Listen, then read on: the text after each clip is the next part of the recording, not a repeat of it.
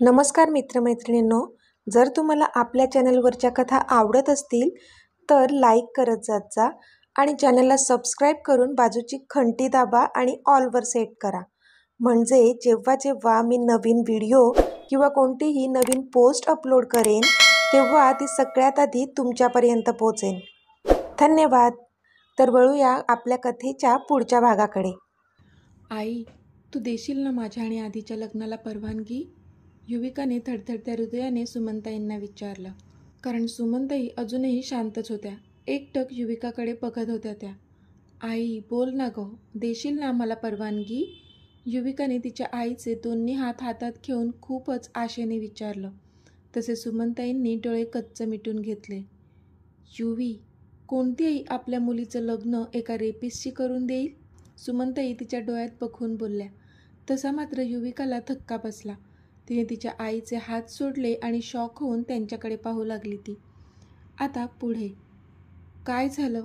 तुला इतका का धक्का बसला? सुमनताईंनी विचारलं.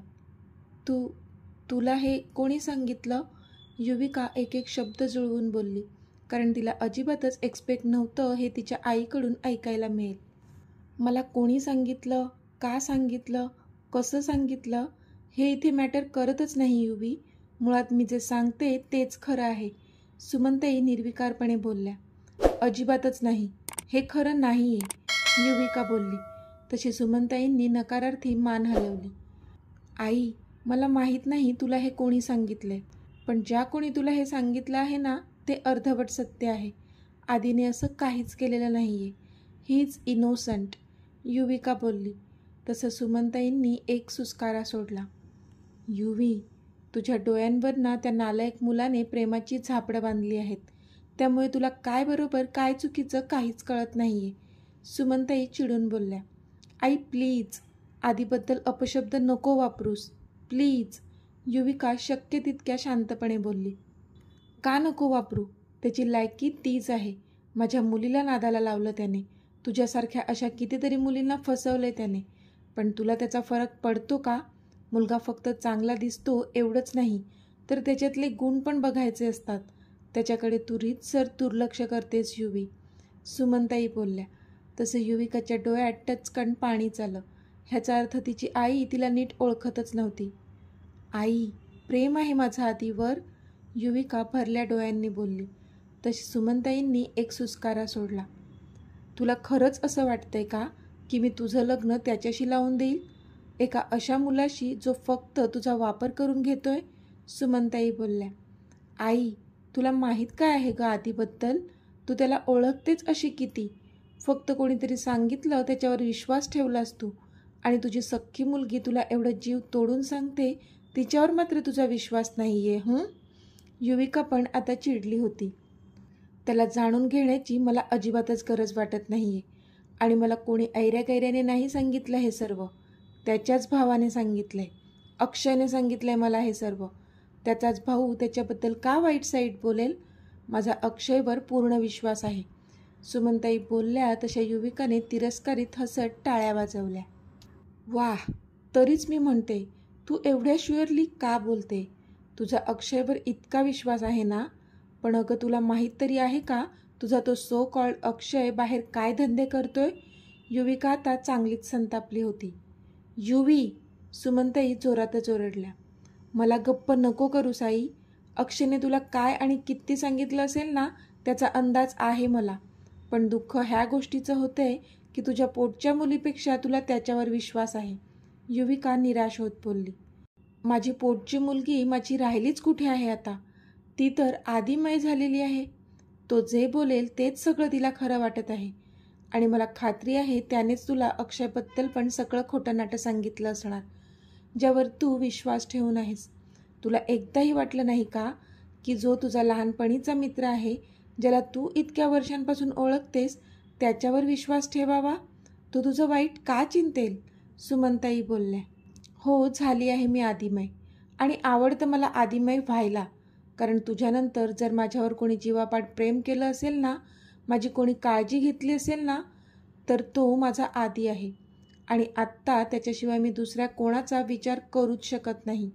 राहिला प्रश्न अक्षयचा, तर आज तुला मी अक्षयने सांगितलेल्या अर्ध्या सत्याची दुसरी बाजू सांगणार आहे आणि अक्षयचं खरं रूपसुद्धा दाखवणार आहे.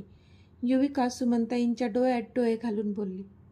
मला काहीच ऐकून घ्यायचं नाही आहे तुझं, कारण तुझ्या तोंडून तो आदित्यच बोलणार आहे, सुमनताई बोलल्या आणि तिथून जाऊ लागल्या. अक्षयचं ऐकून घेतलंस ना, मग आता माझंही ऐकून घ्यावंच लागेल तुला, युविका सुमनताईंचा हात पकडत बोलली. तशा त्या जागीच थांबल्या. तू मला जबरदस्ती नाही थांबवू शकत युवी, सुमनताई बोलल्या. हा फक्त माझ्या लग्नाचा नाही तर माझ्या जीवनमरणाचा प्रश्न आहे आई, तुला ऐकावंच लागेल, युवी बोलली. तसे सुमनताईंनी डोळे मिटून एक सुस्कारा सोडला. बरं बोल, तुला जे बोलायचं आहे, सुमनताई बोलल्या. तसं युविकाने त्यांचा हात सोडला आणि ती त्यांना सुरुवातीपासून सगळं सांगू लागली. सगळ्यात आधी तिने आधीबद्दलचा तो बलात्काराचा आरोप खोडून काढला. कसा त्या इव्हाने त्याला अडकवलं होतं आणि मग त्याच्या मामाने त्याची व्हर्जिनिटी टेस्ट करून त्याला सोडवलं आणि त्यानंतर त्याच्या कॉलेजने पण तो निर्दोष असल्याचा दाखला दिला होता, ते सर्व. त्यानंतर तिने अक्षयबद्दल पण सांगितलं. कसे त्याने दिव्यासोबत लग्नाआधीच फिजिकल रिलेशन्स बनवले आणि तो दिव्यासोबतच आपल्याला फसवतोय. फक्त हॉस्पिटलची ओनरशिप मिळावी म्हणून तो आपल्याशी लग्न करतोय, हे सर्व तिने तिच्या आईला सांगितलं. पण सर्व ऐकूनही सुमनताईंच्या चेहऱ्यावरची एक रेषसुद्धा हलली नव्हती, कारण त्यांना असंच वाटत होतं की हे सर्व खोटं आहे आणि सगळं आदित्यने तिला पढवलं आहे. झालं तुझं सांगून, सुमनताईंनी विचारलं. तशी युविकाने होमध्ये मान हलवली आणि सुमनताई तिथून जाऊ लागल्या. आई, तू काही बोलणार नाही आहे का ह्याच्यावर, युविकाने आडजाऊ करत विचारलं. युवी, खरं सांगू तर तू आता जे जे सांगितलं त्यावर माझा अजिबात विश्वास नाही आहे. हे सगळं खोटं आहे आणि ते तुझ्या मेंदूवर बिंबवलं आहे त्या आदित्यने. तुलाही माहीत आहे आपल्या पडत्या काळात वंचनने आपली किती मदत केली होती. त्याच होत्या म्हणून आज आपण हे चांगलं जीवन जगत आहोत. नाहीतर काय झालं असतं आपलं. त्यांनी आयुष्यात माझ्याकडे पहिल्यांदा काहीतरी मागितलं आहे. तुझा हात त्यांनी अक्षयसाठी मागितला आहे. अक्षय चांगला मुलगा आहे युवी. तू ज्याच्यावर प्रेम करतेस तो तुझ्या लायकीचा नाही आहे गं. हे प्रेम वगैरे फक्त पुस्तकात चांगलं वाटतं, खऱ्या आयुष्यात नाही. मी पण केलं होतं प्रेम तुझ्या वडिलांवर, पण काय झालं, ते गेलेच ना मला वाऱ्यावर सोडून, ते पण माझ्या पदरात तुम्ही दोघी असताना. तेव्हा माझी काय अवस्था झाली होती हे मी तुला शब्दात नाही सांगू शकत. आणि आत्ता पुन्हा एकदा माझी मुलगी त्याच ठिकाणी उभी असलेली दिसते मला. माझा स्वतःचा हा असा दुर्दैवी अनुभव असताना मी तुला पुन्हा त्याच दरीत नाही ढकलून देऊ शकत युवी. वंसनचे खूप उपकार आहेत आपल्यावर. अक्षय पण चांगला मुलगा आहे, तो तुला सुखात ठेवेल. मग काय हरकत आहे, ह्याच्यातच तुझं भलं आहे, सुमनताई बोलल्या.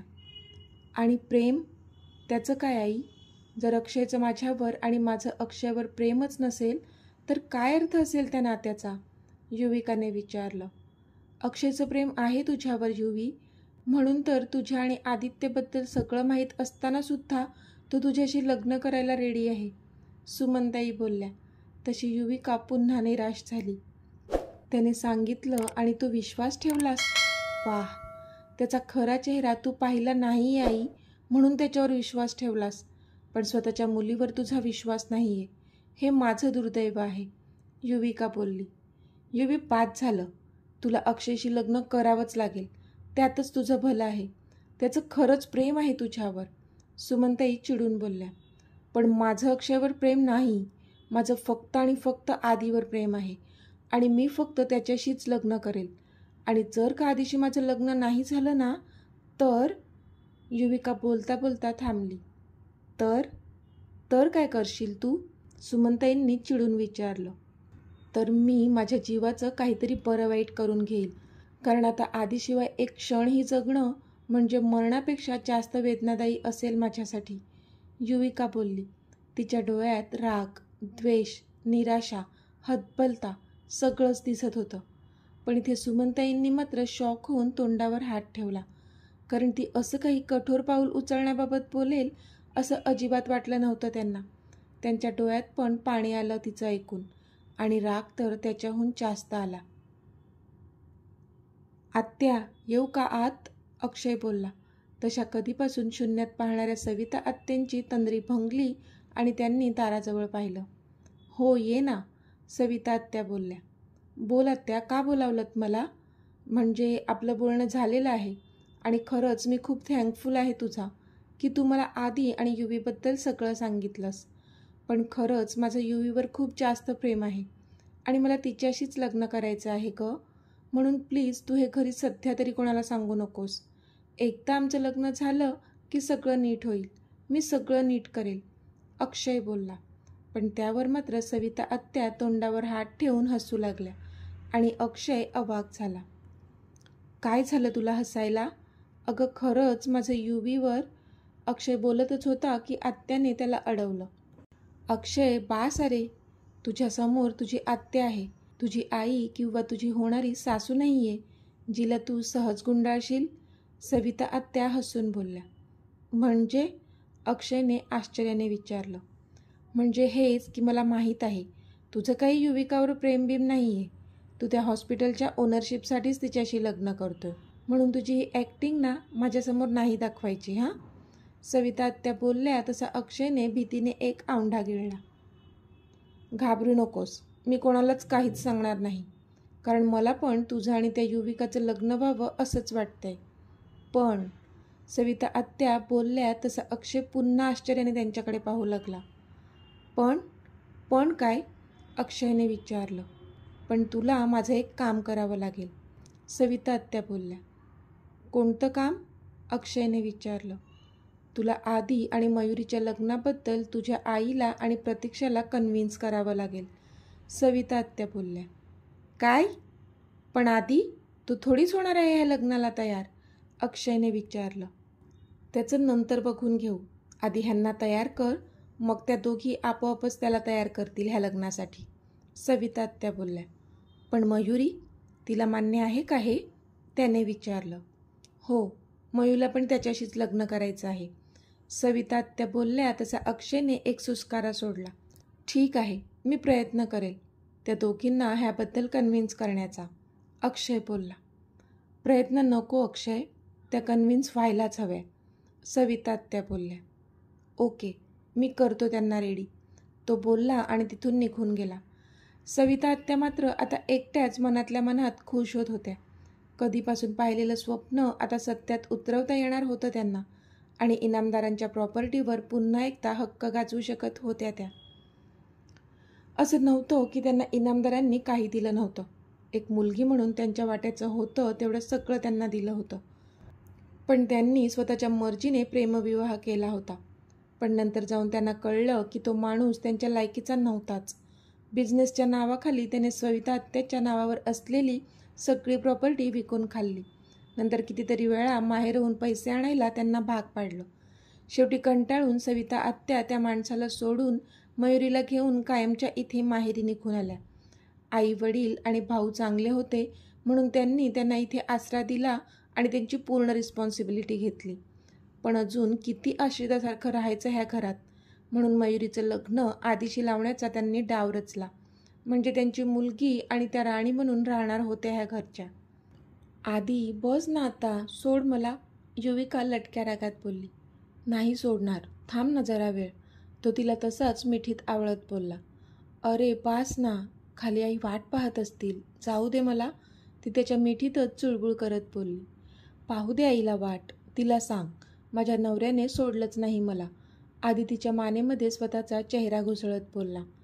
आधी, तिच्या तोंडून आता शब्द पण बाहेर पडत नव्हते. तिने डोळे कच्च मिटून घेतले होते, कारण त्याचे ओठ तिच्या मानेवर, गळ्यावर, कॉलरबोनवर फिरत होते आणि तिला अस्वस्थ करत होते. आधी प्लीज, स्वतःला सावरत तिने त्याचा चेहरा दोन्ही हाताने पकडला आणि नाहीमध्ये मान हलवली. तसं त्याने तोंड बारीक केलं आणि तो तिच्यावरून उठला. तशी ती पटकन जागची उठली आणि तिने तिच्या साडीचा पदर नीट खांद्यावर लावला आणि ती जाऊ लागली. पण तोच तिच्या पदराला हिसका बसला. तिने मागे वळून पाहिलं तर तो तिच्या पदराचे टोक हातात घेऊन होता. पण तिला काही कळण्याआधीच त्याने तिला ओढलं आणि स्वतःच्या मांडीवर बसवलं. तशी ती डोळे मोठे करून त्याच्याकडे पाहू लागली. आधी काय हे, तिने विचारलं.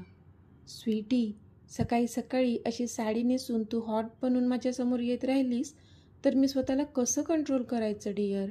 तो तोंड बारीक करत बोलला तशी ती लाजून चूर झाली आणि तिने त्याच्या खांद्यावर डोकं ठेवलं. आणि त्यावर ही अशी लाजत राहिलीस तर काय व्हायचं माझं. तो पुन्हा मिश्किलपणे बोलला तशी पुन्हा लाजली ती. युवी, तुला सांगू का, मनच भरत नाही गं माझं. बस तू सतत जवळ असावी असं वाटत असतं. तो तिच्या डोळ्यात बघून बोलला आणि दोघांचीही नजरानजर झाली. त्याने तिच्या मानेमध्ये स्वतःचा हात घालून तिला अजून जवळ ओढलं आणि तिच्या गुलाबी ओठांवर कब्जा केला त्याने. तीसुद्धा मग गुंतली त्याच्यात. दोघांनाही आता जगाचा विसर पडला इतके इंटेन्स झाले ते त्या किसमध्ये. पण टिंग टिंग टिंग टिंग अलार्म वाजला आणि त्याला जाग आली. तसा आधी खडबडून जागा झाला. त्याने आजूबाजूला पाहिलं तर युविका नव्हतीच. इनफॅक्ट कोणीच नव्हतं. फक्त मोबाईलवरचा अलार्म वाजत होता जो की त्याच्या उशाशीच होता. तसा त्याने एक सुस्कारा सोडला आणि तो अलार्म बंद केला. त्याला कळलं की काल रात्री तिच्या फोनची आणि मेसेजची किती वाट पाहिली त्याने, पण तिचा मेसेज किंवा कॉल आलाच नाही. शेवटी वाट बघता बघताच त्याचा डोळा लागला आणि तिथेच झोपला होता तो. ओ शिट, का वाजला हा अलार्म. किती मस्त स्वप्न होतं हे. मी आणि माझी चष्मीस. तिने साडी नेसली होती आणि तिच्या गळ्यात मंगळसूत्र होतं का. हो होतं. म्हणजे आमचं लग्न झालं होतं का. वाव यार, किती छान होतं हे स्वप्न. तो स्वतःशीच बोलला. खूपच खुश होता तो. पण हे काय, चष्मीचा एकही कॉल नाही किंवा मेसेजही नाही. काय झालं असेल. असं ती कधी करणं शक्यच नाही.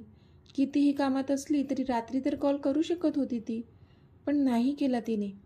नक्कीच काहीतरी झालंय. पण काय. त्याला आता काळजी वाटू लागली होती तिची. मिहिकाला कॉल करून बघू का. नको नको. तिला विचारू काय. आणि असाही तिचा नंबरही नाही आहे माझ्याकडे. मला तिकडे जाऊनच बघावं लागेल. एकदा तिला बघून परत येईल मी. ती ठीक तर असेल ना.